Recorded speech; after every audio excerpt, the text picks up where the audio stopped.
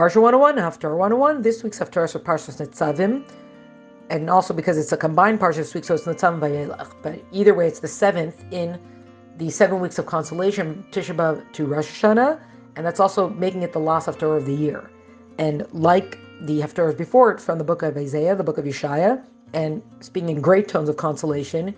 Here, Yeshaya, the prophet, opens with saying, I'm going to rejoice because of now it is time that Jerusalem, Zion is going to be rebuilt. A lot of words of joy, particularly in this Haftarah.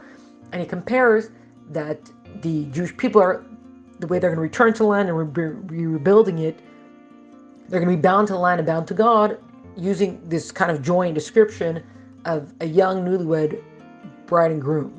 That this joy that they experience, this is going to be the kind of joy that's going to be filling the air and the people, etc.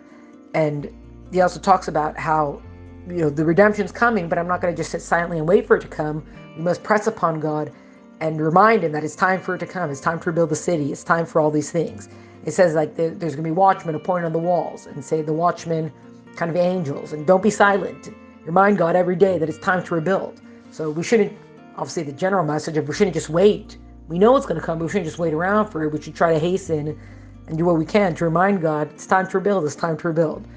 And it speaks about how Jerusalem is going to be renamed, as in you were once a dejected land, you were once called desolate, but you will again be called desired. That because of the way God will want you, return to you, and rebuild you, etc.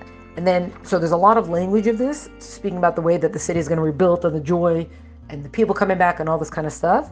And then it shifts over to speak that the prophet says, who is this now? I see this warrior coming, and his clothes are bloodstained.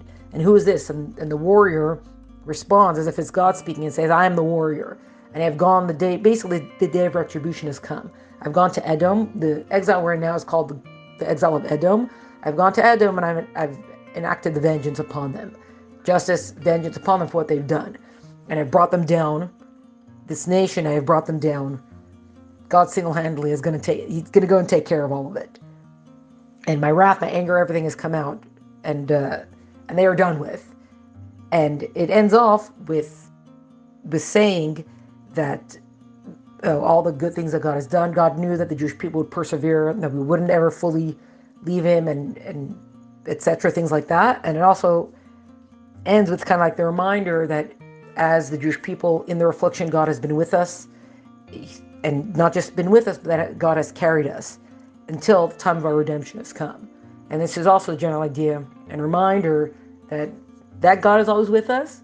And with taking this whole Haftarah, going into the new year, we should remember that God is always with us, and the way that we should remind him that it's time to rebuild Jerusalem, time to rebuild, bring us all back to the land of Israel with the coming of Mashiach. This is something that we should be inscribed with, sealed with this upcoming year, for a good year, a happy year, a prosperous year, and a year of much, much joy, and of course returning to our land with Mashiach.